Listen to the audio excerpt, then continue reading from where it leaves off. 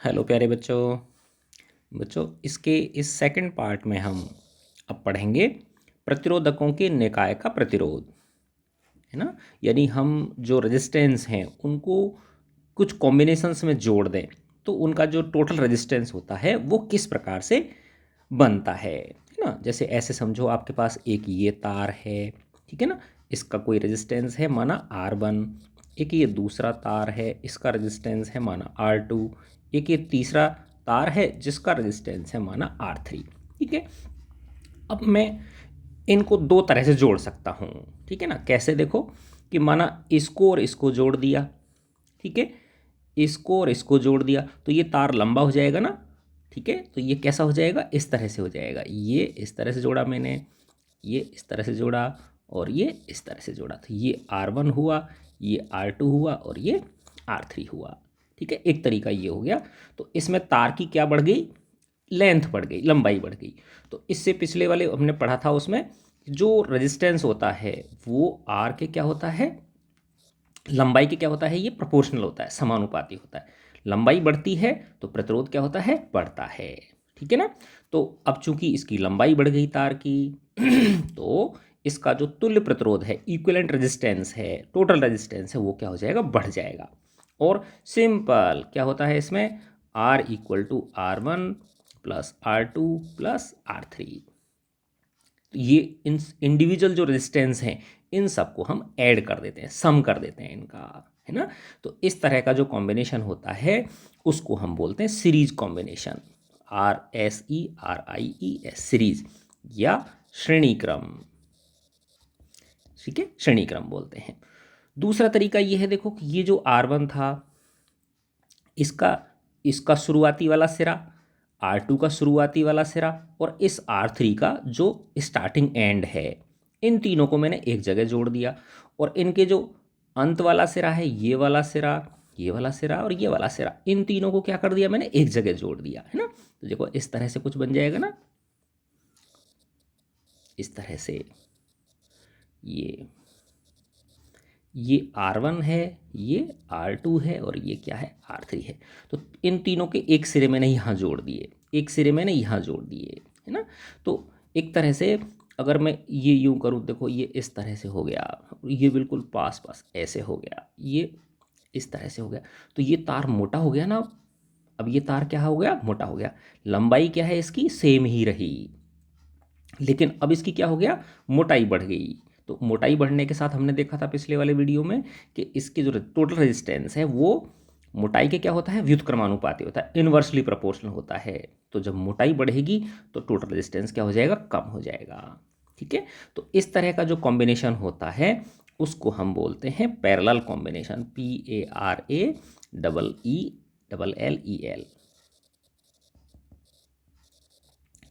Parallel combination बोलते हैं इसको हम, है ना। और इसको हिंदी में बोलते हैं पार्श्वक्रम, पार्श्वक्रम या समांतर क्रम भी कई बार बोल देते हैं, है ना। बाकी आपकी बुक में क्या लिखा हुआ है, पार्श्वक्रम लिखा हुआ है, तो हम पार्श्वक्रम ही बोलेंगे इसको, ठीक है। तो देखो इसमें यही समझाया गया है, इस ऐसे क्रम को क्या बोलते हैं हम, श्रेणी क्रम संयोजन बोलते हैं, ये वाला जो है ना। और इस तरह का जो है जहाँ पे इनके एक सिरे एक जगह जोड़ दिए और एक दूसरे सिरे इस जगह जोड़ दिए, R1 के, R2 के, R3। तो ये एक तरह से ये ऐसे मोड़ दिया इस तार को, देखो यहाँ से ये इस तरह से ना, ये तो ये इसको तार को क्या कर दिया, सिर्फ मोड़, इसको सीधा करोगे तो ऐसा हो जाएगा, नहीं हो जाएगा, यूँ हो जाएगा ये, है ना। तो बस ऐसे मत समझना कि क्या डिज़ाइन बना दी इसमें, ठीक है। तो अब ऊपर वाला जो था वो था श्रेणी क्रम संयोजन और ये जो है ये क्या है, पार्श्व क्रम संयोजन। अब आप इनमें देखो क्या बेसिक डिफरेंस क्या है, इसमें देखो आप, है ना, ये हमारी बैटरी हो गई, ये कुंजी हो गई और ये अमीटर हो गया, एमीटर धारा नापने का और ये प्रतिरोध हो गए R1, R2, R3 जो कि सीरीज में कनेक्टेड हैं, ठीक है। अच्छा अब आप देखो कि ये जो धारा है ये इसके लिए ये रास्ता है, R1 में से भी वही है, R2 में से वही है और R3 में से भी वही है। यानी धारा का मान इन तीनों में, R1, R2 और R3 तीनों में क्या है, सेम है, क्योंकि R1 और R2 एक साथ ही जुड़े हुए हैं, है ना, लंबाई में जुड़े हुए हैं ये। जबकि यहाँ जब आप देखोगे तो इस जगह पर जैसे ही ये धारा ऊपर आई यहाँ पहुँची, तो इसके लिए 3 रास्ते मिले, है ना। एक रास्ता ये वाला, एक रास्ता ये वाला, एक रास्ता ये वाला, है ना। तो ये 3 भागों में बट गई। तो जब धारा सारे रेजिस्टेंस के अंदर सेम होती है, अभी 3 भी हो सकते हैं, 4 भी हो सकते हैं, 5 भी हो सकते हैं, कितने भी हो सकते हैं, अगर धारा सब में कॉमन है तो उसको हम बोलते हैं सीरीज बोलते हैं, ठीक है ना। और जब धारा क्या हो, अलग अलग हो, बट जाए, ठीक है ना, तो ऐसे जो क्रम है उसको हम क्या बोलते हैं, पैरेलल कॉम्बिनेशन बोलते हैं, ठीक है। अच्छा, एक चीज़ ये समझ में आ गई कि श्रेणी क्रम में धारा सेम होती है सब में, है ना, और पैरेलल कॉम्बिनेशन में सब में धारा क्या होती है, अलग अलग होती है, ठीक है। अच्छा, अब देखो आप कि अगर हम इस R1 के सिरों पे विभवांतर नापें, फिर इस R2 के सिरों पे विभवांतर नापें, और इस R3 के सिरों पे विभवांतर नापें हम वोल्ट मीटर से, तो वो अलग अलग आएंगे, है ना। यहाँ पे क्या है, इस R1 के, क्योंकि R1 भी यहीं जुड़ा हुआ है, इसके दोनों सिरे यहाँ जुड़े हुए हैं, R2 के भी दोनों सिरे यहीं जुड़े हुए हैं, और R3 के भी दोनों सिरे यहीं जुड़े हुए हैं। तो इन तीनों जब ये पार्श्व क्रम में जुड़े हुए हैं, पैरेलल में जुड़े हुए हैं, उस समय R1 के दोनों सिरों के मध्य विभवांतर, R2 के दोनों सिरों के मध्य विभवांतर और R3 के दोनों सिरों के मध्य जो विभवांतर है वो क्या होगा, सेम होगा, है ना। तो हमारे पास 2 चीज़ मिल गई। फर्स्ट चीज़ क्या था, श्रेणी क्रम में धारा सेम होती है, ठीक है ना, और वो विभव जो होता है, विभवांतर होता है, धारा तो क्या होती है, सेम हो गई, है ना, आई तो, और जो V है वो क्या होता है, डिफरेंट होता है, अलग अलग होता है। और जो दूसरा कॉम्बिनेशन है हमारा पैरेलल कॉम्बिनेशन है, उसमें धारा क्या है, ये अलग अलग है, और जो विभवांतर है वो क्या है, सेम है, ठीक है। तो ये एक क्या है, बेसिक डिफरेंस इसमें आ जाता है, ठीक है। तो अब इसमें आपके ये श्रेणी क्रम में संयोजित प्रतिरोधक, है ना। तो अब इसमें देखेंगे कि अगर माना कोई श्रेणी क्रम में जुड़े हुए हैं तो उनका जो कुल प्रतिरोध है वो कैसे निकलता है ना। देखो यहाँ पे दिखाया गया है कि ये R1, R2 और R3 ये तीनों किस क्रम में जुड़े हुए हैं, श्रेणी क्रम में, क्योंकि यहाँ से जो धारा आएगी उसके लिए एक ही रास्ता है ये, है ना। तो R1 में से भी वही गुजरेगी, R2 में से भी वही गुजरेगी, और R3 में से भी वही गुजरेगी, ठीक है।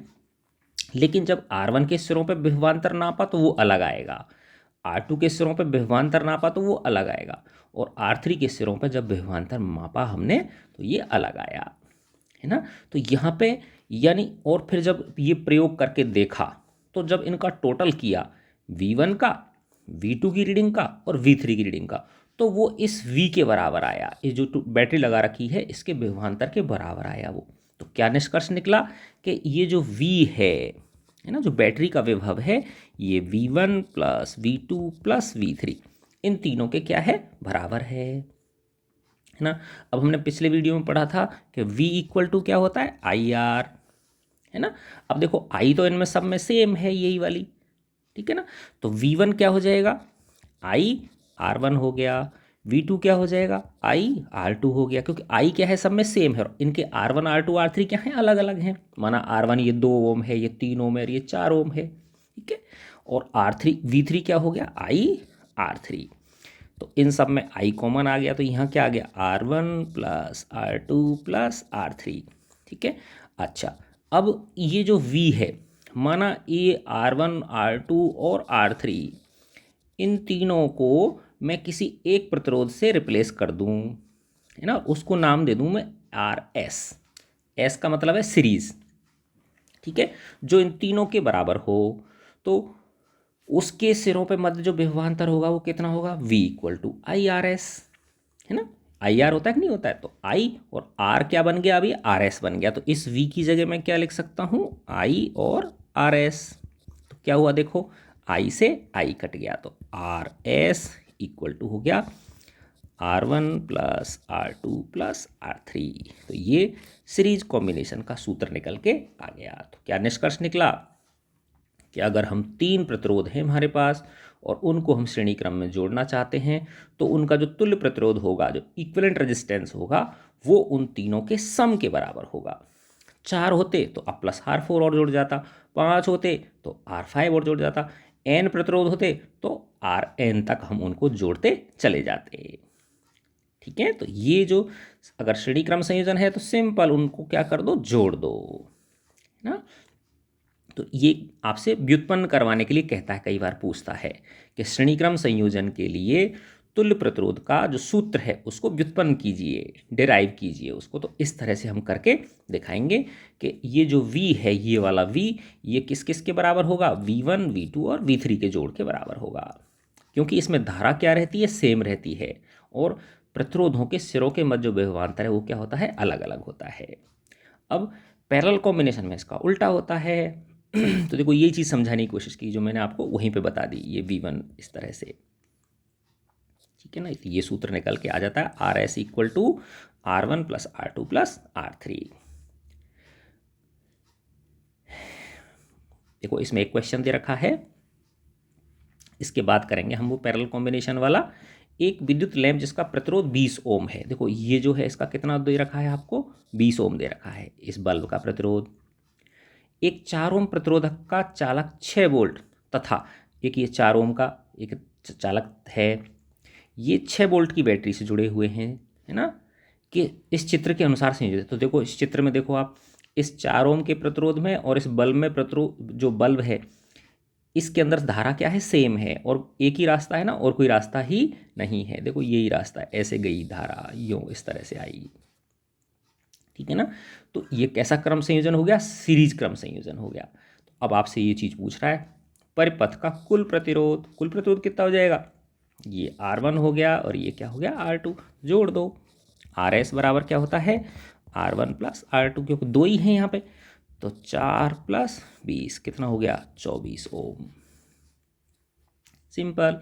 फिर देखो बी पार्ट, परिपथ में प्रवाहित विद्युत धारा, तो अब इसमें धारा कितनी प्रवाहित होगी, तो इसका टोटल प्रतिरोध कितना हो गया, दोनों का मिला के 24 ओम हो गया, ठीक है।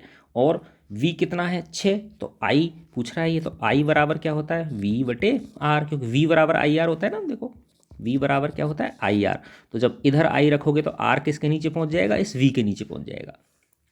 अब आपको V दे 6 वोल्ट दे रखा है ना, और R कितना है, 24 ओम, है ना। तो 6 चौका 24, तो क्या आ गया, 1/4, और 1 में 4 का भाग दोगे आप, ठीक है ना। तो दशमलव लगा दिया, 10 हो गए, 4 दूनी 8, 2 बचे 0, 4 पंजे 20, तो क्या आ गया, 0.25 एम्पियर। ये धारा निकल गई, बी पार्ट हो गया आपका। अब ये कह रहा है विद्युत लैंप तथा चालक के सिरों के बीच विभवांतर, है ना। यानी इस विद्युत लैंप के सिरों पर यहाँ मैंने वोल्ट मीटर लगाया इस तरह से, है ना। तो कितना, एक सेकंड,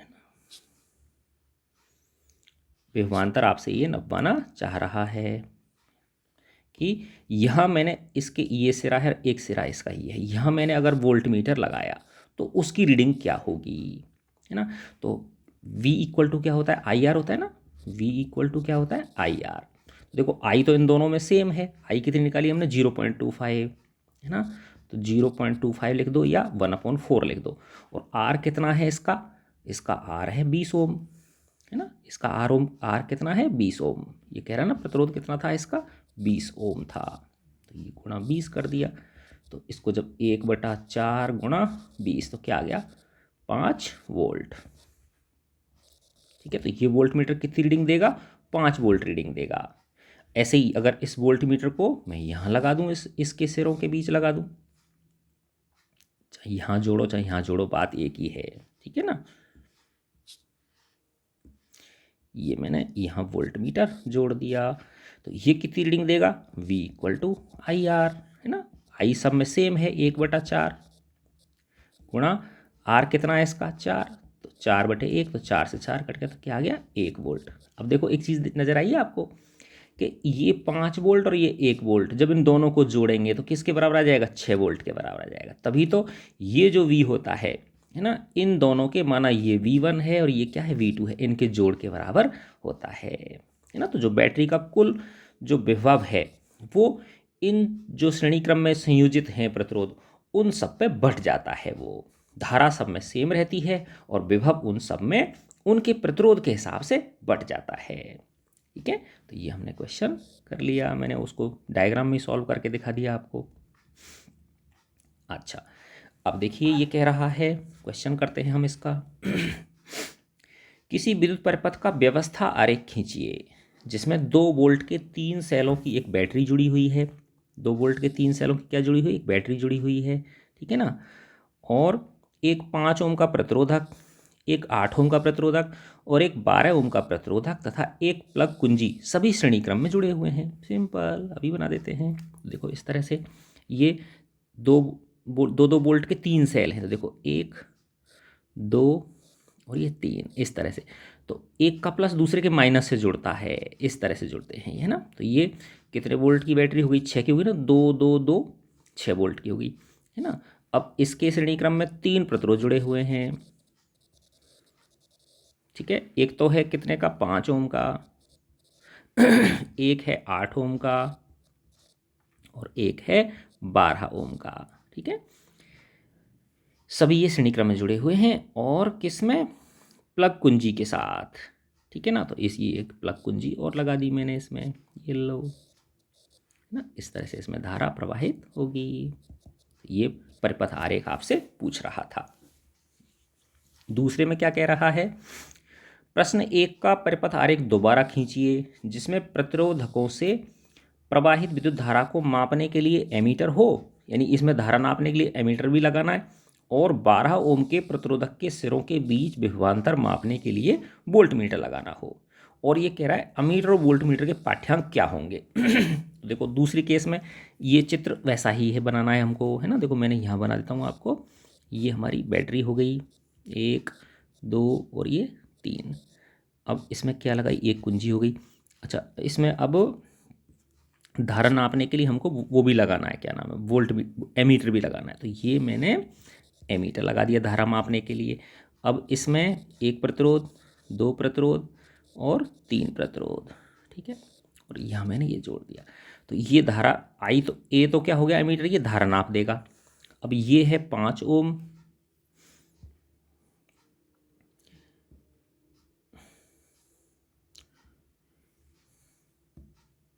ये 5 ओम है हमारा, है ना। ये 5 ओम है, ये 8 ओम है और ये 12 ओम है। अब ये कह रहा है 12 ओम के सिरों के बीच विभवांतर नापना है। देखो एक सिरा इसका ये है, एक सिरा माना ये है, यहाँ वोल्ट मीटर लगा दूंगा, ये लो, सिंपल, ठीक है। अब इनकी रीडिंग्स भी पूछ रहा है, क्या पाठ्यांक होंगे इनके। तो देखो ये जो आई होगी, ये तो इन तीनों का तुल्य प्रतिरोध निकाल लिया मैंने। तो ये श्रेणी क्रम में जुड़े हुए, तो जोड़ देंगे तीनों को, 5 और 8 13, 13 और 12 कितने हो गए, 25 ओम। ये कितना हो गया, 25 ओम। तो आई बराबर क्या हो जाएगा, वी बटे आर। तो आई कितना हो गया, वी बटे आर। वी कितना है आपका 6 वोल्ट और आर कितना हो गया 25। तो क्या आ गई ये 6/25 एम्पियर। भाग देना चाहो तो दे लो। 6 में किसका भाग देना है आपको, 25 का, ठीक है। दशमलव लगाया, कितने हो गए 60, 25 दूनी 50, कितने बचे 10, दशमलव लगा हुआ है 100। तो ये 0.24 एम्पियर आ गई। कितनी आ गई, 0.24 एम्पियर। तो ये एमीटर का पाठ्यांक कितना होगा, 0.24 एम्पियर होगा, ठीक है। अब इस वोल्ट मीटर का पाठ्यांक पूछ रहा है, तो V इक्वल टू क्या होता है, आई आर, है ना। तो I कितनी है हमारी, ये 6/25 है। कितनी है, 6/25 या 0.24, है ना। और R कितना है इसका, 12 ओम है। तो ये 12 ओम हो गया। अब इनको गुणा कर दो, 12 चौका 48, हासिल की 4, 12 दूना 24 और 4 कितने हो गए 28, और 2 अंक छोड़ दो, तो 2.88 वोल्ट हो गया। तो वोल्ट मीटर की रीडिंग कितनी देगा ये वाला, जो 12 ओम के सिरों पे जुड़ा हुआ है, 2.88 वोल्ट हो गया, ठीक है। अच्छा, अब हम आते हैं पार्श्व क्रम में संयोजित प्रतिरोधक, ठीक है ना। तो जैसे अपन ने श्रेणी क्रम के लिए सूत्र निकाला था, आर एस इक्वल टू क्या था, R1 plus R2 plus R3, है ना। तो ऐसे ही अगर माना 3 प्रतिरोध पार्श्व क्रम में जुड़े हुए हैं, पैरेलल कॉम्बिनेशन में जुड़े हुए हैं, तो उनका जो इक्विवेलेंट रेजिस्टेंस होगा वो कितना होगा, ये निकालना है हमको, ठीक है। बहुत आसान है, तो वो हम देख ही चुके। वापस से इस चित्र में बना रखा है, देखो कि ये 3 प्रतिरोध हैं, R1 R2 और R3, ठीक है ना। ये पार्श्व क्रम में जुड़े हुए ना, क्योंकि इनके तीनों के सिरे एक तरफ यहाँ जुड़े हुए हैं, तीनों के दूसरे सिरे यहाँ जुड़े हुए हैं। फिर जैसे ये इस सेल से, है ना, ये वाला जो सेल है, इससे ये जो धारा आई, ये आई ऊपर, है ना। जैसे ये यहाँ पहुँचेगी, यहाँ से इसको 3 रास्ते मिल गए, फिर ये यहाँ पे इस रास्ते से यहाँ आई, इस रास्ते से ये यहाँ आई और इस रास्ते से ये यहाँ आई, फिर वापस ये जुड़ जाएगी ना यहाँ पे, है ना। तो जैसे ऐसे मानो इसमें 2 एम्पियर बह रही थी, इसमें 3 बह रही थी, इसमें 4 बह रही थी, तो वापस से ये यहाँ के 2 3 4 ये वापस से आके यहाँ 2 और 3 5 और 4 9 एम्पियर यहाँ पे, और वापस से फिर ये 9 एम्पियर ऐसे चली जाएगी, ठीक है ना। तो पहले भी हमने देख लिया था कि पार्श्वक्रम जो होता है उसमें धारा अलग अलग होती है, जबकि जितने भी प्रतिरोध हैं उन सबके सिरों पर विभवांतर क्या होगा, सेम होगा, क्योंकि सबके सिरे एक ही जगह पे जुड़े हुए हैं। स्टार्टिंग वाला सिरा और एंड वाला सिरा कहाँ जुड़े हुए हैं, एक ही बिंदु पे जुड़े हुए हैं। इसलिए जो विभव है उनके सिरों पे विभवांतर जो है वो क्या होगा, सेम होगा, पोटेंशियल डिफरेंस बिल्कुल सेम होगा। तो वहाँ पे पिछले वाले सीरीज में क्या था, V बराबर V1 plus V2 plus V3 था, यहाँ पे क्या हो जाएगा, I बराबर ये माना I1 है, ये I2 है और ये I3 है, ठीक है ना। तो क्या रिलेशन आ गया, I equal to I1 plus I2 plus I3, है ना। अब देखो I बराबर क्या होता है, V बटे R, तो V सबके लिए सेम है ना। तो I1 क्या हो जाएगा, V बटे R1, V बटे R2, V बटे R3, ठीक है। अब देखो V सब में कॉमन है, तो ये आ गया 1/R1 plus 1/R2 plus 1/R3, है ना। अब देखो इन तीनों को हटा के मैं एक दूसरा प्रतिरोध लगा दूं जिसका RP वैल्यू है, इन तीनों को हटा के एक मैं प्रतिरोध लगा दूं जिसका मान क्या है, RP है। तो वो प्रतिरोध ऐसा है कि जो अभी तीनों मिला के जो जितनी धारा ले रहे हैं उतनी वो अकेला ले लेगा, तो वो इन तीनों का रिप्लेसमेंट हो गया कि नहीं हो गया, तो इन तीनों का तुल्य प्रतिरोध हो गया, है ना। यानी इन R1 R2 R3 जो अभी पैरेलल में कनेक्टेड हैं, इन तीनों को हटा के मैं एक प्रतिरोध लगा दूं जो इन तीनों के बराबर कुल मिला के धारा ये वाली ले ले, ठीक है ना। तो वो इन तीनों का तुल्य हो गया, इक्विवेलेंट हो गया, ठीक है ना। तो ये अब फिर ये I क्या हो जाएगी, V बटे RP, क्योंकि I बराबर क्या होता है, V बटे R, तो V की जगह क्या हो गया, V रहेगा, और R की जगह क्या हो गया, RP, क्योंकि इन तीनों का क्या है, वो इक्विवेलेंट है। तो क्या ये इस I की जगह मैं क्या लिख सकता हूँ, V बटे RP। देखो इस V के नीचे मैं क्या लगा सकता हूँ, 1, तो देखो V से V कट गया, तो 1/RP बराबर 1/R1 plus 1/R2 plus 1/R3। यही सूत्र है आपका पैरेलल कॉम्बिनेशन के लिए, ठीक है ना। तो मैंने इस यहीं पर करके दिखा दिया, आपकी बुक में इसमें इस तरह से आगे ये बताया गया है, ठीक है। चलो अब हम इसके क्वेश्चंस कर लेते हैं। क्वेश्चन नंबर 12.8 ये कह रहा है, चित्र 12.10 के परिपथ आरेख में मान लीजिए R1 R2 R3 के मान 5 ओम 10 ओम 30 ओम हैं तथा इन्हें 12 वोल्ट की बैटरी से जोड़ा गया है ना। तो ये पार्श्व क्रम में जुड़े हुए हैं, 12.10 कह रहा है ना, ये चित्र 12.10, ये वाला 12.10 तीनों पार्श्व क्रम में जुड़े हुए हैं। ये तो मैं दोबारा से बना देता हूँ इसका चित्र। ये देखो मैंने, ये R1 हो गया, ये R2 हो गया और ये R3 हो गया, ठीक है। और इस तरह से ये 12 वोल्ट की बैटरी से जोड़ने की ये बात बोल रहा है। और इसको अब देखो, ये जो यहाँ लगा सकते हो आप एमीटर, या यहाँ भी लगा सकते हो आप, क्योंकि इधर से जाने वाली धारा पूरी इधर से लौट के आ जाएगी ना ये, और यहाँ क्या हो गई, इसकी कुंजी हो गई, ये K हो गई, ये बैटरी हो गई। ये कितने वोल्ट की है, 12 वोल्ट की है। ये 5 ओम है, ये 10 ओम है और ये 30 ओम है, ठीक है। अब ये कह रहा है प्रत्येक प्रतिरोधक में से प्रवाहित होने वाली विद्युत धारा, है ना, यानी इसमें कितनी धारा है, इसमें कितनी है और इसमें कितनी है। इसको मैं I1 मान लेता हूँ, इसको I2 मान ली मैंने और इसको I3 मान ली, है ना। तो याद करो I बराबर क्या होता है, V बटे R। तो V तो इन सब के लिए सेम है क्योंकि इनके सिरे कहाँ जुड़े हुए हैं, एक ही बिंदु पे जुड़े हुए हैं, है ना। तो V तो सबके लिए सेम है ना। अब जैसे अब मुझे ये I1 निकालनी है, क्या निकालनी है, I1 निकालनी है। तो I1 क्या हो जाएगी, V बटे R1, है ना। अब V कितना है आपका, V आपका 12 वोल्ट है, तो 12, और R1 कितना है इसका 5, तो ये क्या गई 12/5 एम्पियर हो गई। भाग देना चाहो तो दे लो, 5 दूनी 10, 10 में लगा दिया, 5 चौका 20, तो 2.4 एम्पियर हो गई। ऐसे ही I2 क्या हो जाएगी बताओ, V/R2, V तो वही 12 और R2 कितना है आपका 10, तो ये कितनी हो गई 1.2 एम्पियर हो गई। फिर I3 निकाल लो आप, I3 क्या हो गई V/R3, ठीक है। V कितना है आपका 12, R3 कितना है 30, तो 12 में 30 का भाग दो, तो 3 चौका 12, 0.4 एम्पियर हो गई, ठीक है। तो ये धारा पूछ ली इसने। अब ये कह रहा है परिपथ में प्रवाहित कुल विद्युत धारा, तो इन तीनों को जोड़ दो, है ना। तो I कुल क्या हो जाएगी, I = I1 + I2 + I3, तो 2.4 ampere plus 1.2 ampere plus 0.4 ampere, तो 4 और 2 6 और 4 10, हासिल की 1, 2 और 2 4, तो ये 4 एम्पियर हो गई। कितनी धारा बहेगी इसमें से। अब ये पूछ रहा है परिपथ का कुल प्रतिरोध परिकलित करो, तो वही अपन इसमें पैरेलल कॉम्बिनेशन वाला सूत्र लगाएंगे, 1/RP बराबर 1/R1 + 1/R2 + 1/R3। R1 कितना है 5, R2 कितना है 10, R3 कितना है 30, 5 10 और 30 का लघुत्तम 30 आ गया, 5 का भाग दिया 6 बार, 6 एकम 6 प्लस 10 का दिया 3 बार, 3 एकम 3, 30 का दिया 1 बार, तो क्या आ गया 6 और 3 9, 10/30, तो क्या आया 1/RP बराबर 10/30, है ना।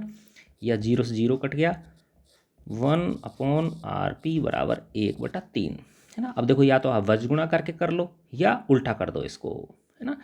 क्या हो जाएगा बताओ, RP ऊपर ले लो 1 नीचे ले लो, 3 ऊपर चला जाएगा 1 नीचे, तो RP बराबर क्या हो गया 3 ओम।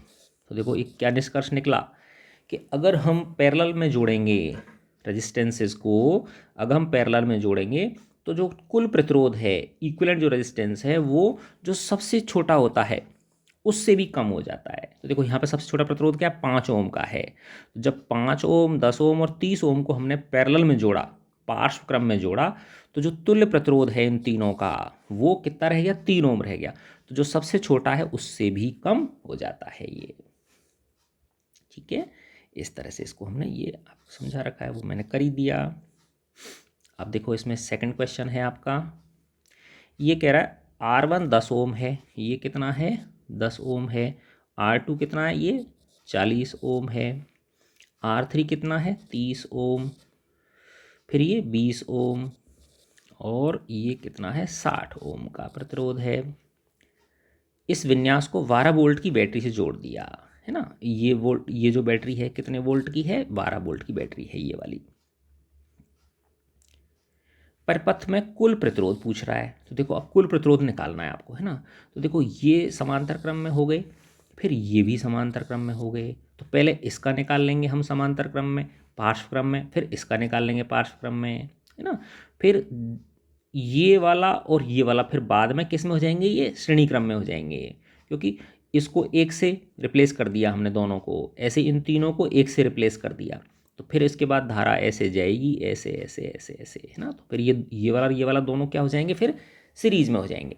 तो पहले मैंने निकाला 10 का और 40 का, तो 1/RP बराबर क्या हो गया 1/10 + 1/40, 40 लघुत्तम आ गया, 4 + 1 5/40, उल्टा कर दिया, तो RP बराबर क्या हो गया 40/5, तो 5 अट्ठे 40, 8 ओम आ गया। इसका कितना आ गया 8 ओम। फिर मैंने इन तीनों का तुल्य प्रतिरोध निकाला, किस किस का 1/RP 30 20 और 60 का, तो 1/30 + 1/20 + 1/60, तो देखो 60 लघुत्तम आ गया, तो ये हो गया 2, ये हो गया 3 और ये हो गया 2 3 5 और 1 6, 6/60, तो ये क्या आ गया 1/10, तो उल्टा कर दूंगा तो क्या आ जाएगा 10/1, तो यह क्या आ गया 10 ओम, है ना। तो एक तरह से ये 8 ओम से रिप्लेस हो गया और ये किससे हो गया 10 ओम से रिप्लेस हो गया। तो अब ये इस तरह से बन गई,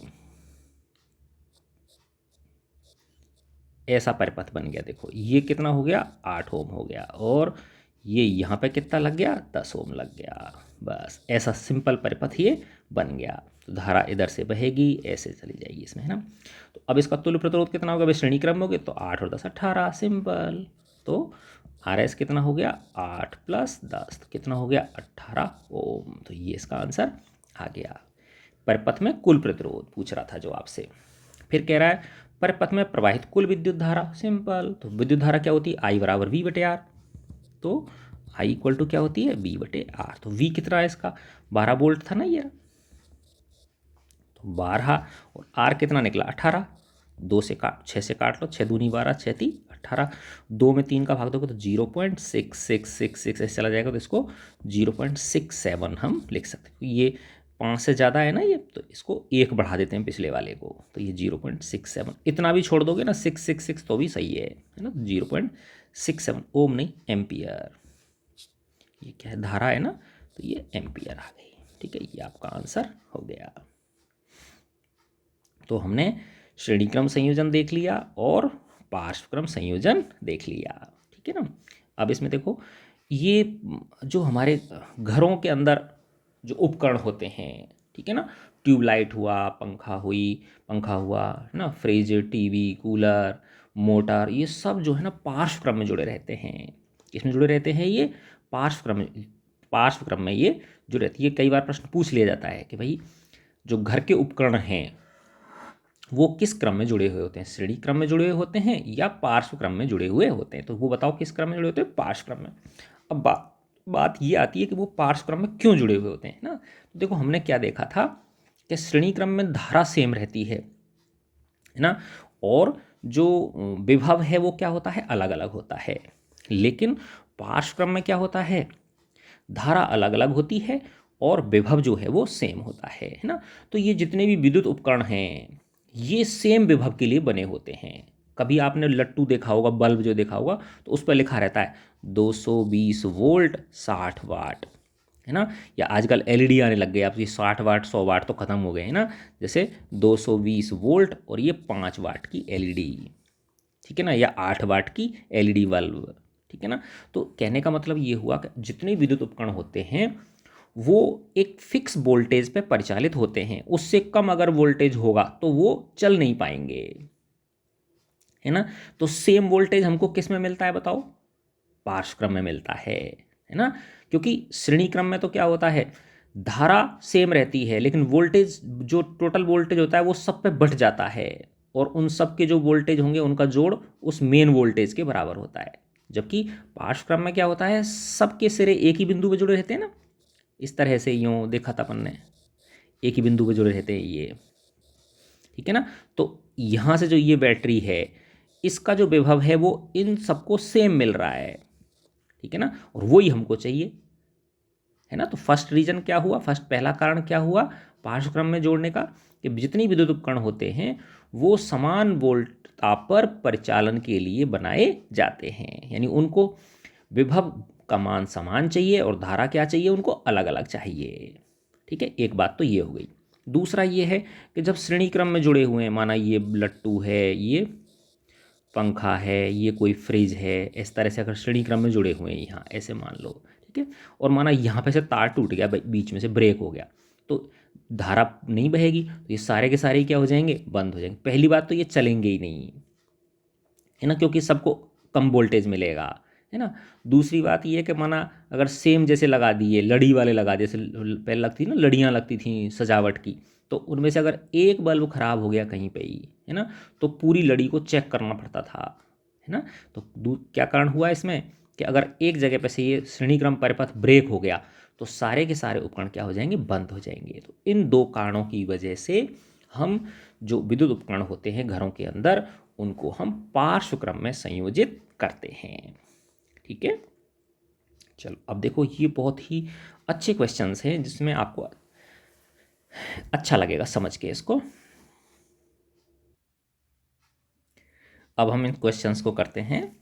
पहला क्वेश्चन है, जब 1 ओम और 10⁻6 ओम, है ना। अब देखो 10⁻6 का मतलब क्या होता है, 10 एक के आगे कितनी जीरो, 6 जीरो, 1 2 3 4 5 6, है ना। तो इकाई, दहाई, सैकड़ा, हजार, 10,000, लाख, 10 लाख, यानी 10 लाख ओम। तो 1 ओम के प्रतिरोध को, है ना, और 10 लाख ओम के प्रतिरोध को, ठीक है। फिर दूसरी बार में क्या कह रहा है, 1 ओम 10⁻³ का मतलब क्या हो जाएगा, 1 के आगे 3 जीरो नहीं, 1000 ओम, और वही 10 लाख ओम के प्रतिरोध पार्श्व क्रम में संयोजित किए जाते हैं। इनको पार्श्व क्रम में जोड़ा, तो इनके तुल्य प्रतिरोध के संबंध में आप क्या निर्णय करेंगे। तो इनके संबंध में आप क्या निर्णय करेंगे, तो हम देखेंगे अभी कि अभी तो क्या है, देखो कि 1 ओम और 10⁻6 ओम का मतलब 10 लाख ओम के दो प्रतिरोध समांतर क्रम में जुड़े हुए हैं, पार्श्व क्रम में जुड़े हुए हैं। और इसमें क्या था कि वो जो 1 ओम और 10⁻6 ओम के जो जुड़े हुए थे, एक और जोड़ दिया उनके पार्श्व क्रम में 10⁻3 ओम का, है ना। तो हम देखेंगे कि जब 3 प्रतिरोध पार्श्व क्रम में जोड़ दिए हमने, एक और जोड़ दिया, तो जो इक्विवेलेंट रेजिस्टेंस है, तुल्य प्रतिरोध है, वो और कम हो जाएगा, ठीक है ना। कैसे होगा देखो अभी हम देखते हैं कि पहला है 1 ओम का, तो 1/1 R1 हो गया 1 ओम, है ना, और R2 कितना हो गया, तो ये 1/RP बराबर आया। दूसरा है 10 लाख, ठीक है ना, 10⁻6, तो अब इसका 10⁻6 लघुत्तम आ गया, तो इस एक का भाग 10⁻6 में 10वीं बार 6 बार गया, तो ये क्या हो गया 10⁻6, 10⁻6 प्लस 10⁻6 का इसमें तो एक, एक एकम एक, तो 10⁻6 और एक कितना हो जाएगा, 10 लाख एक हो जाएगा, यानी यहाँ पे एक और जुड़ जाएगा, ठीक है ना। तो एक, है ना, और ये जीरो, ये जीरो, ये जीरो, ये जीरो, ये जीरो, एक, ठीक है ना। तो कितना हो गया ये 10 लाख एक में, फिर 10 लाख का भाग देंगे, है ना। तो क्या आया 10 लाख एक में 1 2 3 4 5 6, है ना, 1 2 3 4 5 और 6, 10 लाख एक में किसका भाग दिया हमने, 10 लाख का, 1 2 3 4 5 6, ठीक है, 1 2 3 4 5 6 7 और 1 2 3 4 5 6 7, बिल्कुल ठीक है ना, क्योंकि इसमें तो ना 1 2 3 4 5 6 7, हाँ।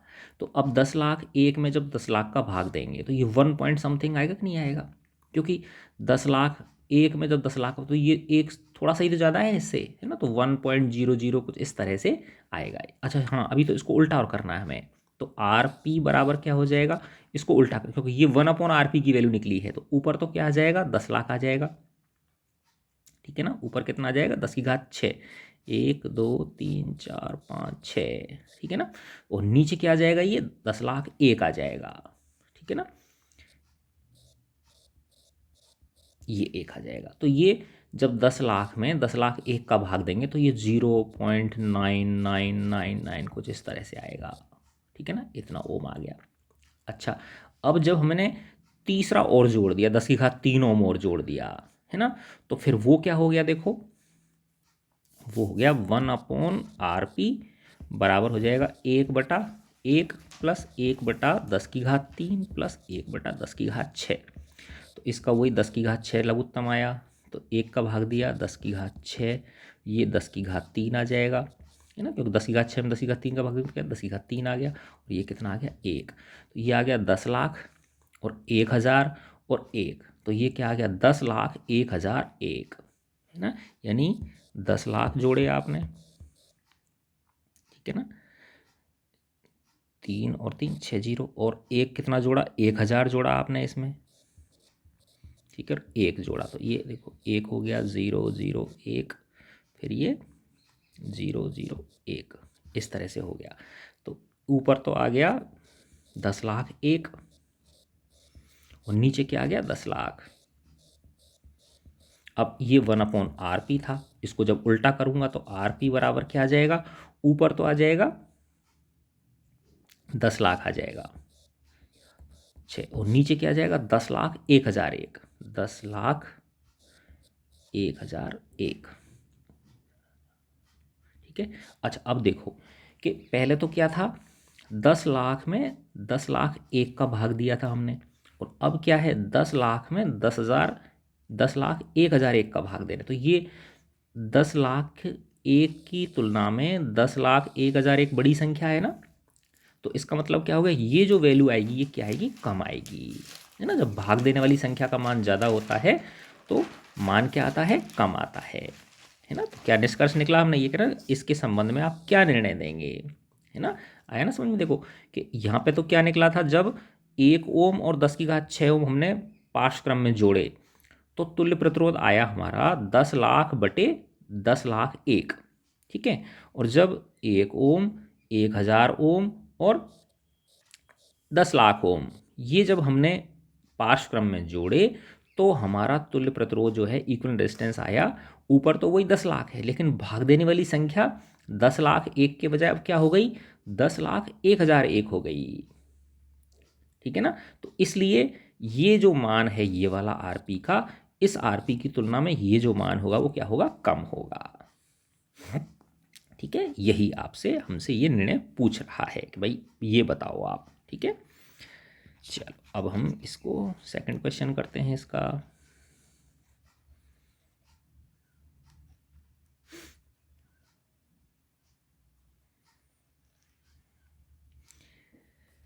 सेकंड क्वेश्चन कह रहा है 100 ओम का एक विद्युत लैंप, 50 ओम का एक विद्युत टोस्टर तथा 500 ओम का एक जल फिल्टर आरओ 220 वोल्ट के विद्युत स्रोत से पार्श्व क्रम में जुड़े हुए हैं, है ना।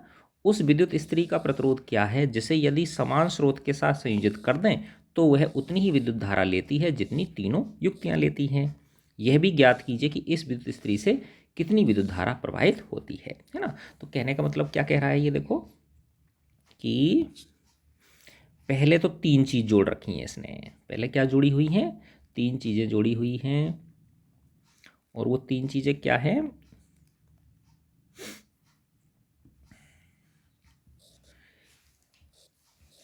एक तो है 100 ओम का विद्युत लैंप, है ना, 50 ओम का विद्युत टोस्टर और 500 ओम का क्या है, आरओ है। ठीक है ना। तो मैं जैसे इसे यहाँ बना देता हूँ कि एक ये 100 ओम का एक विद्युत लैंप हो गया, है ना। या देखो लैंप भी बना के दिखा देता हूँ आपको मैं। ये एक लैंप हो गया और एक टोस्टर हो गया, ये माना टोस्टर है, और ये एक आरओ है, ये क्या है, आरओ है। तीनों ये एक 220 वोल्ट के स्रोत से जुड़े हुए हैं। ये प्लस माइनस ये कितना है, 220 वोल्ट। इसका प्रतिरोध कितना दे रखा है, 100 ओम। इसका कितना है, 50 ओम। और इसका कितना है, 500 ओम। ठीक है ना। अब ये कह रहा है कि इन तीनों की जगह पे हटा के अगर मैं एक प्रेस लगा दूं, आयरन, इलेक्ट्रिक आयरन होती है ना, इस्त्री जो होती है, वो लगा दूं तो वो इसके बराबर धारा लेती है। तो इसका मतलब क्या हुआ, उसका जो प्रतिरोध होगा उन तीन, अच्छा ये पार्श्व क्रम में जुड़े हुए हैं, सॉरी ये मैंने अब इनको श्रेणी क्रम में जोड़ दिया, एक सेकंड भी इसको करेक्शन करता हूँ। यानी 100 ओम, 50 ओम और ये किस में जुड़े हुए हैं, पार्श्व क्रम में जुड़े हुए हैं। तो इस तरह से हैं ये।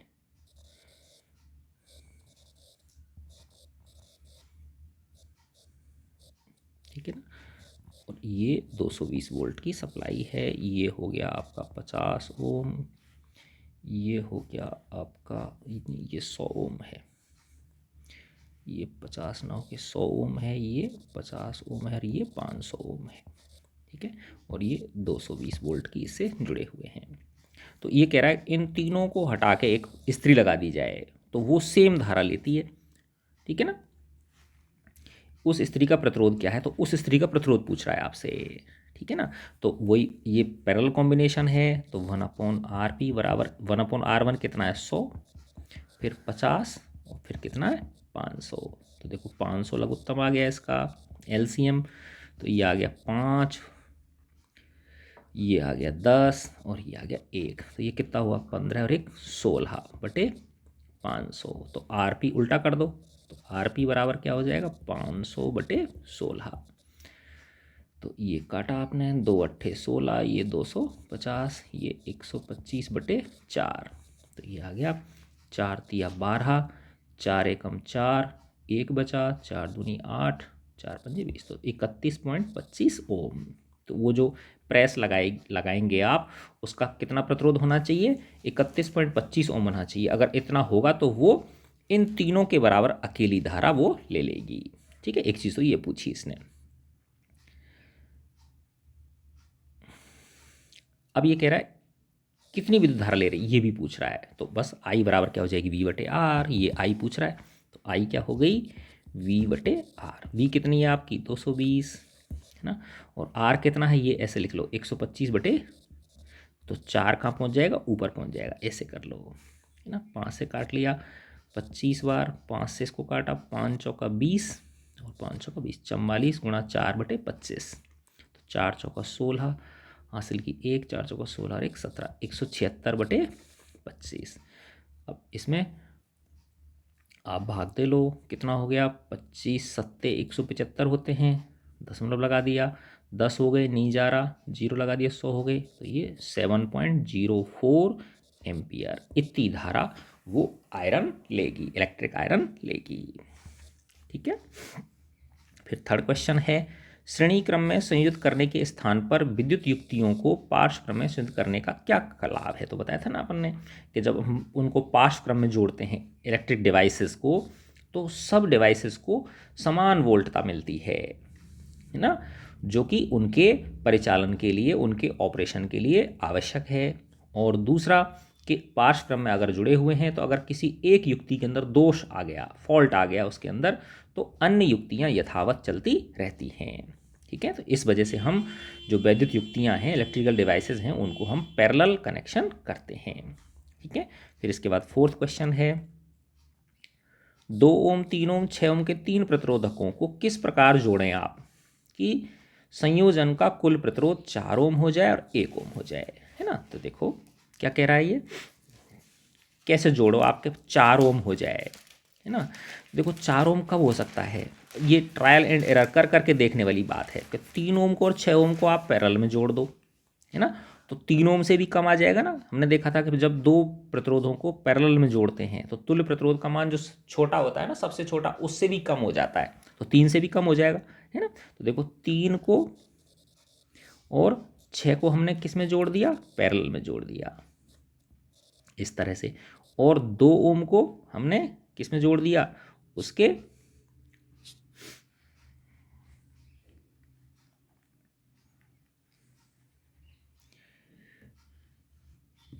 2 ओम को मैं सीरीज में जोड़ देता हूँ ऐसे। तो देखो ये तो है 3 ओम का, ये है 6 ओम का, ठीक है, और ये कितने का है, 2 ओम का, है ना। तो अब देखो 3 और 6 का जो पार्श्व क्रम है, इनका जो तुल्य प्रतिरोध है वो हो जाएगा 1/RP बराबर हो गया 1/3 प्लस 1/6, तो 6 लघुत्तम आया, तो 2 + 1 यानी 3/6, उल्टा करूँगा तो RP बराबर क्या आ जाएगा 6/3 यानी 2 ओम आ गया, तो इसका 2 ओम हो गया। फिर बाद में ये मिला के श्रेणी क्रम में हो गए ना दोनों, ये 2 ओम है ही और ये 2 ओम हो गया इनका, 3 का और 6 का पार्श्व क्रम है, तो 2 और 2 कितने हो गए, 4 ओम। तो इस तरह से मुझे जोड़ना पड़ेगा जब मुझे क्या लगाना है, 4 ओम लेना है तो, है ना। फिर कह रहा है ये 1 ओम हो जाए प्रतिरोध, तो कैसे जोड़ूं मैं, तुल्य प्रतिरोध कितना हो जाए, कुल प्रतिरोध 1 ओम हो जाए। तो 1 ओम के लिए अब देखो ये 2 ओम है, 3 ओम है, ये 6 ओम है, अगर इन तीनों को ही मैं पार्श्व क्रम में जोड़ दूं, है ना, तो 1 ओम आ जाएगा। देखो कैसे,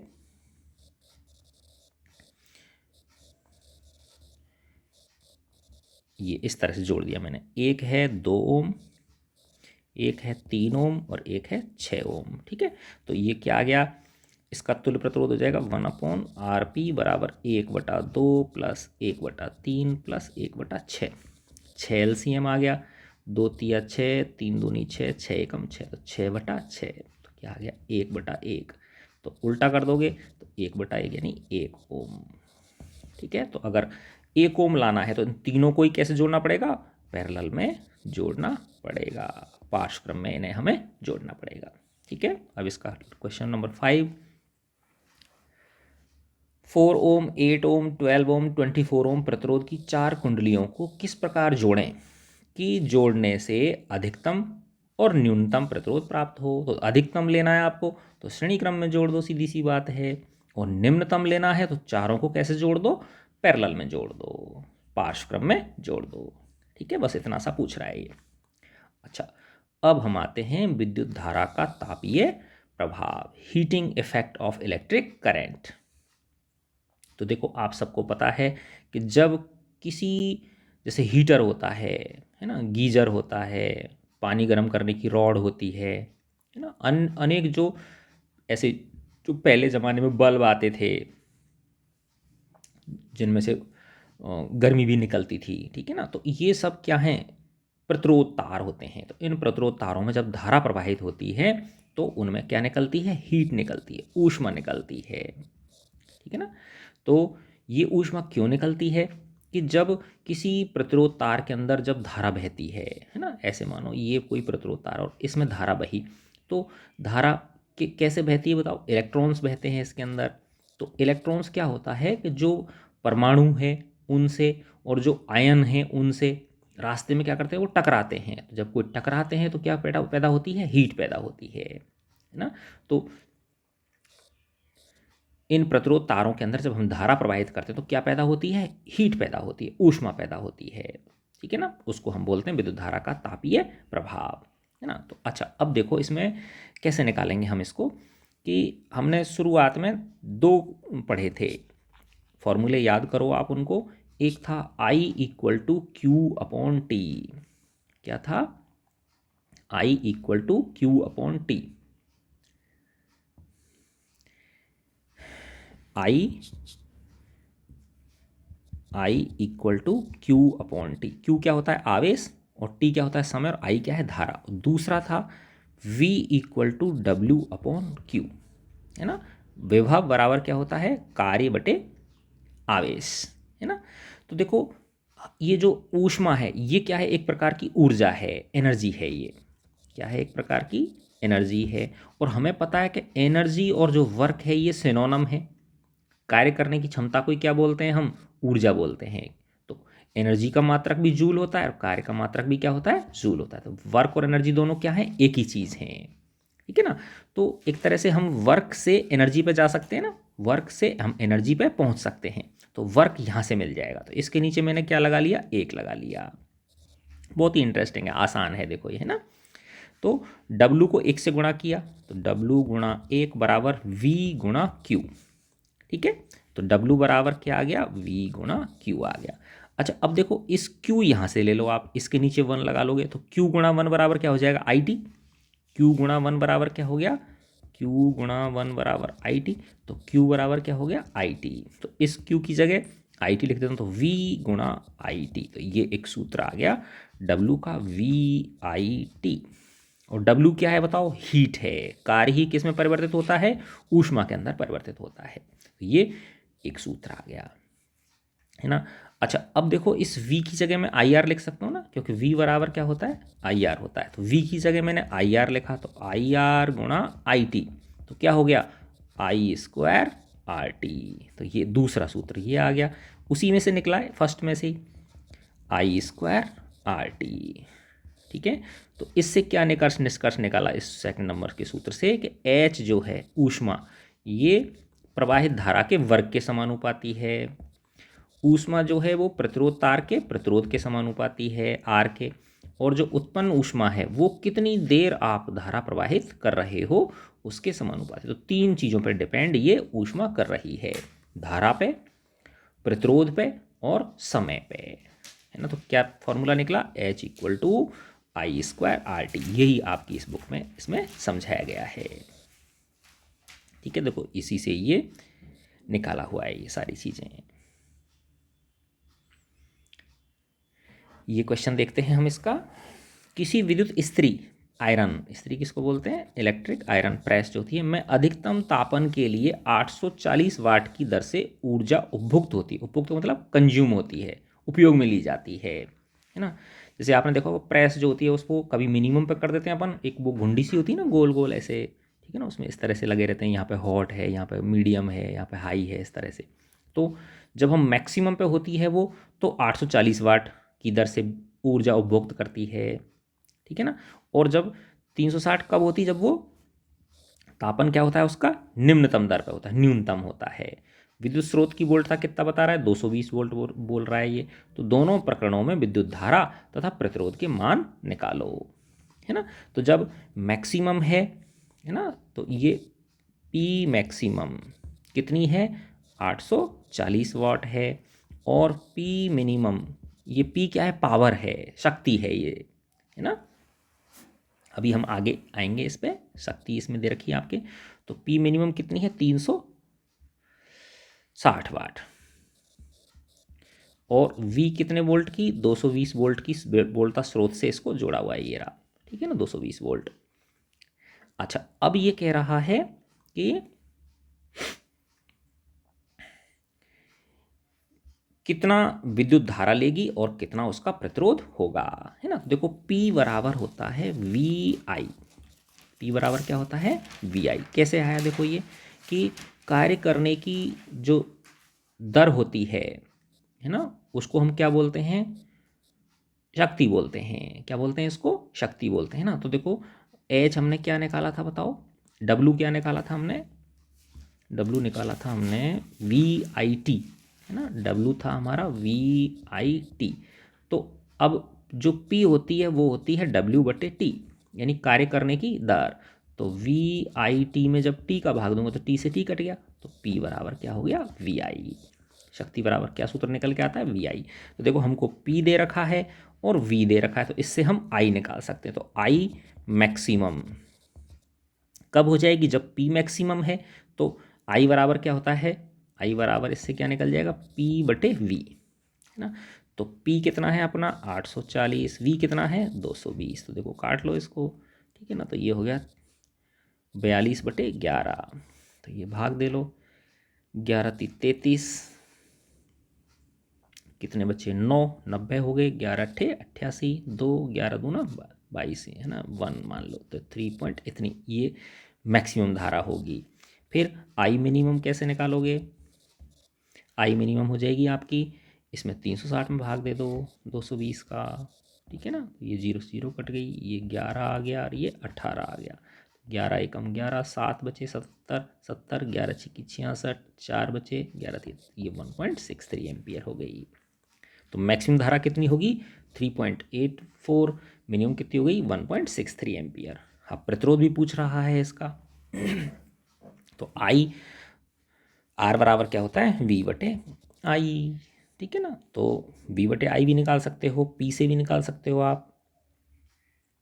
V कितना है इसका 220, I कितनी है इसकी, ये रही 42/11। तो 11 को ऊपर ले जाओ, इसको सॉल्व कर लेना। ऐसे ही इसकी भी निकाल सकते हैं हम, वही इसी तरह से आपके इसमें दिया गया है।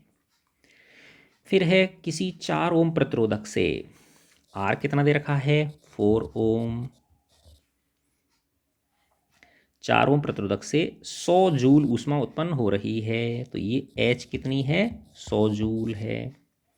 प्रतिरोधक के सिरों पर विभवांतर ज्ञात कीजिए। तो क्या पूछ रहा है, V पूछ रहा है, ठीक है ना। तो देखो H = क्या होता है VIT, ठीक है ना। अब T कितना है यहाँ पे 1 प्रति सेकंड बोल रहा है ना, 1 सेकंड। तो H = क्या हो गया VI, है ना। तो H कितनी है 100, V हमको निकालना है, और I की जगह क्या लिख सकता हूँ मैं V/R। तो ये हो गया 100 बराबर V²/R। तो V²/R कितना है 4, इसके नीचे 1 लगा लिया। तो V² बराबर क्या हो गया 4 × 100, 400, ठीक है। तो V बराबर कितना जाएगा √400, तो कितना आ गया 20 वोल्ट, ठीक है। इस तरह से हम निकाल सकते हैं। अच्छा देखो ये बड़े इंटरेस्टिंग क्वेश्चंस हैं इसमें। किसी विद्युत हीटर की डोरी क्यों उत्तप्त नहीं होती, उत्तप्त का मतलब होता है गर्म, है ना, वार्म। वो हीटेड क्यों नहीं होती, जबकि उसका तापन अवयव जो होता है हीटिंग एलिमेंट, हीटिंग एलिमेंट, जो डोरी प्लग में से लेकर हीटर तक जो जाती है वो तो गर्म नहीं होती, लेकिन जो उसका कॉयल होती है हीटिंग एलिमेंट होता है वो गर्म हो जाता है ना। क्यों नहीं होता, कि वो जो डोरी होती है जो प्लग से लेके और हीटर तक बिजली लेके जाती है वो तांबे की बनी होती है। तांबे का प्रतिरोध क्या होता है कॉपर का बहुत कम होता है, इसलिए उसमें हीटिंग इफेक्ट नहीं होता, क्योंकि आर क्या है उसका कम है। जबकि वो जो तापन अवयव है हीटिंग एलिमेंट है उसका प्रतिरोध क्या होता है बहुत ज़्यादा होता है, तो इसलिए उसमें हीटिंग जो होती है, क्योंकि एच किसके समानुपाती होती है आर के। आर ज़्यादा होगा ऊष्मा ज़्यादा होगी, आर कम होगा ऊष्मा कम होगी, ठीक है। तो इसीलिए डोरी तो जो है वो गर्म नहीं होती, जबकि जो एलिमेंट है वो क्या होता है बहुत ज़्यादा गर्म हो जाता है, ठीक है। फिर सेकंड क्वेश्चन है इसका, 1 घंटे में 50 वाट विभवांतर, वाट नहीं होगा ये वोल्ट होगा, है ना, क्योंकि विभवांतर को किस में नापते हैं वोल्ट में नापते हैं। से 96,000 कूलाम आवेश स्थानांतरित करने में उत्पन्न ऊष्मा परिकलित कीजिए। तो देखो आपको क्या दे रखा है, V बराबर 50 वोल्ट दे रखा है ना, और Q कितना दे रखा है, 96,000 कूलाम। क्या पूछ रहा है, H पूछ रहा है ना। तो H क्या होता है बताओ, V I T, ठीक है ना। तो V और आई टी की जगह पे Q लिख सकता हूँ ना, याद करो। देखो I बराबर क्या था, Q बटे T, इसके नीचे एक रख दिया, तो Q गुणा एक बराबर क्या हो गया, आई टी। तो Q बराबर क्या होता है, आई टी, है ना। तो इस आई टी की जगह मैंने क्या लिख दिया, Q लिख दिया। तो क्या आ गया, V गुणा Q। V कितना है 50, Q कितना है 96,000। तो ये H किस में निकलेगी, जूल में निकलेगी, है ना। तो गुणा कर लो, 1 2 3 4 तो जीरो हो गई, 3 तो ये और एक इसकी, और 5 छक्की 30 हासिल की 3, पन्ना 45 और 3 48, इतने जूल हो गई। इकाई, दहाई, सैकड़ा, हज़ार, 10,000, लाख, 10 लाख, तो 48 लाख जूल ऊष्मा उत्पन्न होगी। फिर है थर्ड क्वेश्चन है, 20 ओम प्रतिरोध की कोई विद्युत स्त्री, तो आर कितना दे रखा है इसका, 20 ओम, 5 एम्पियर धारा ले रही है, आई कितनी है 5 एम्पियर, 30 सेकंड में उत्पन्न ऊष्मा, तो टी कितना है 30 सेकंड। तो एच बराबर वही simple I square R T. तो ये कितना हो गया, 5 का वर्ग, 5 का वर्ग गुणा 20 गुणा 30, तो 25 गुणा 20 गुणा 30, तो 25 दूनी 50, 500, और 500 को 3 से करोगे तो 15,000 जूल हो गई, ठीक है। इस तरह से हमने ये क्वेश्चन कर लिए। अब इसके कह रहा है ये व्यावहारिक अनुप्रयोग, कि भाई क्या इसके प्रैक्टिकल एप्लीकेशंस हैं, ठीक है ना। प्रैक्टिकल एप्लीकेशंस में बताया है इसमें कि जो हीटिंग एलिमेंट है वो ऐसा होना चाहिए कि उसका प्रतिरोध तो ज़्यादा हो लेकिन वो गले भी नहीं, है ना, क्योंकि तार गर्म होगा तो गर्म करके वो पिघलना नहीं चाहिए ना, है ना। तो ये बल्ब के तंतुओं को बनाने के लिए टंगस्टन का उपयोग किया जाता है, जो उच्च गलनांक की प्रबल धातु है, ठीक है ना। विद्युत रोधी टेक का उपयोग करके तंतु को यथासंभव ताप विलगित बनाना चाहिए। बस ये सिंपल चीज़ें इसमें दी गई हैं आपके। ऐसे ही वो फ्यूज़ होते हैं, ठीक है ना। फ्यूज़ वो श्रेणी क्रम में से, फ्यूज़ कैसी एक धातु है, मिश्र धातु का टुकड़ा है ये, जिसका उचित गलनांक हो, ठीक है ना,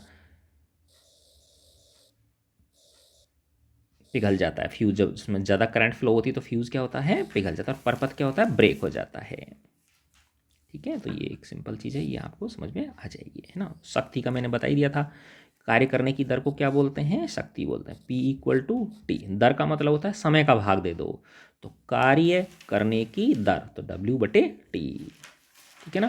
तो W ने देखा था VIT, VIT में T का भाग दे, T से T कट गया, तो क्या निकल गया, P इक्वल टू VI निकल गया, ठीक है। और इस अगर हम V को वोल्ट में नापें, I को एम्पियर में नापें, तो P को किस में नापेंगे, वॉट में नापेंगे। क्या है इसका, वॉट, मात्रक क्या है इसका, वॉट है। तो देखो ये P इक्वल टू, दूसरा सूत्र ये भी लगा सकते हैं, V P इक्वल टू क्या है, VI। तो V और I की जगह मैं लिख दूँ V बटे R, है ना। तो इसके नीचे तो क्या हो गया, V स्क्वायर बटे R, उसी में से बन जाते हैं ये सूत्र। इसकी परिभाषा क्या हो जाएगी 1 वाट की, 1 वोल्ट इंटू 1 एम्पियर, है ना। तो अगर किसी कोई तार है ना, उसमें से 1 एम्पियर की धारा प्रवाहित हो रही है और उसके सिरों पे वोल्ट, कितना वोल्ट विभवांतर है, 1 वोल्ट विभवांतर अगर है, तो उत्पन्न वो जो कितनी शक्ति है उसकी, 1 वॉट है, ठीक है ना। अब वॉट जो है ये क्या है, छोटा मात्रक है, तो बड़ा मात्रक होता है इसका किलोवाट, ठीक है ना। और जो हमारे घरों में जो विद्युत ऊर्जा होती है इसको बोलते हैं हम यूनिट बोलते हैं, है ना। और वो यूनिट क्या होती है, 1 kWh, 1 किलोवाट आवर। जो मीटर लगता है ना घर के अंदर, उसको कहते हैं इतने यूनिट बन गई, तो यूनिट क्या है, वो ऊर्जा का मात्रक है, ठीक है ना।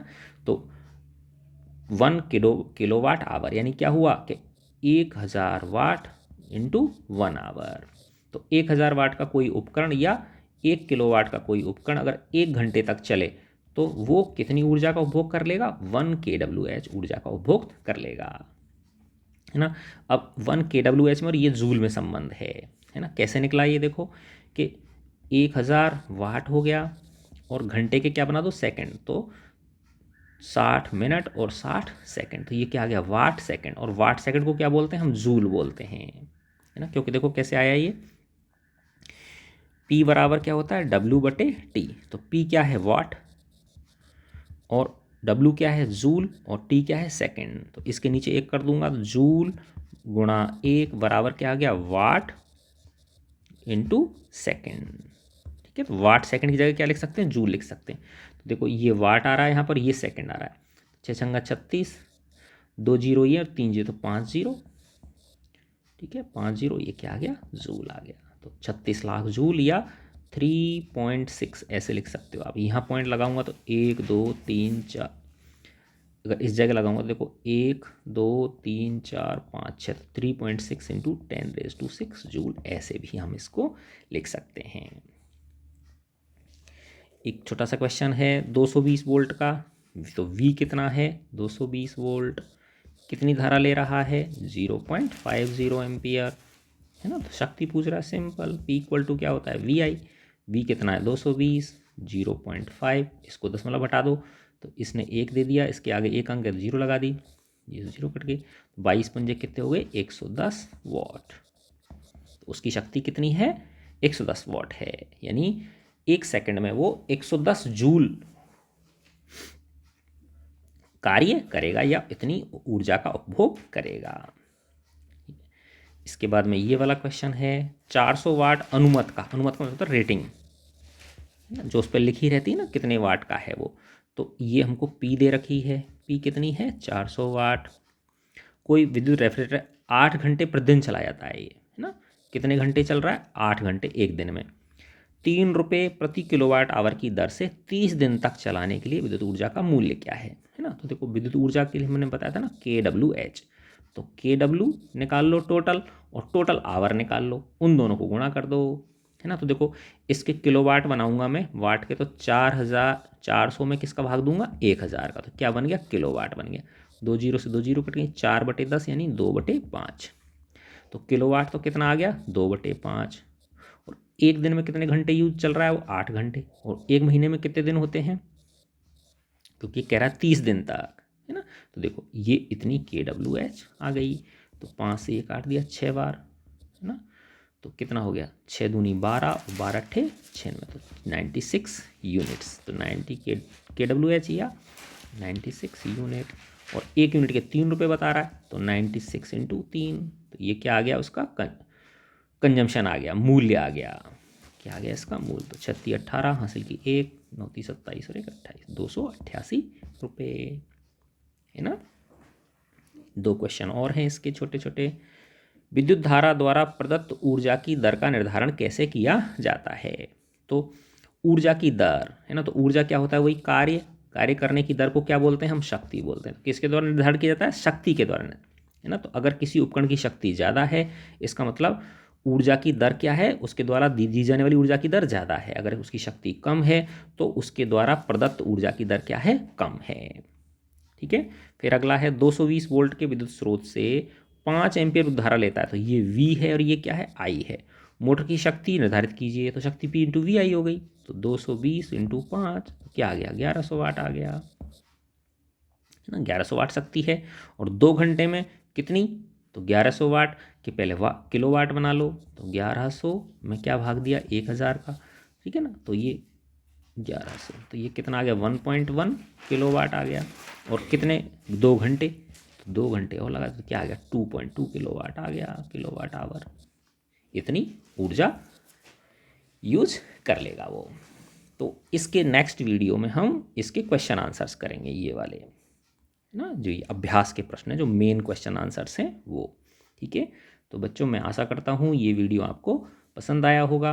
अच्छा लगा तो बच्चों अपने इसे फ्रेंड्स के साथ शेयर करें, लाइक करें, और मुझे कमेंट करके बताएं, सब्सक्राइब करें। गॉड ब्लेस यू ऑल प्यारे बच्चों।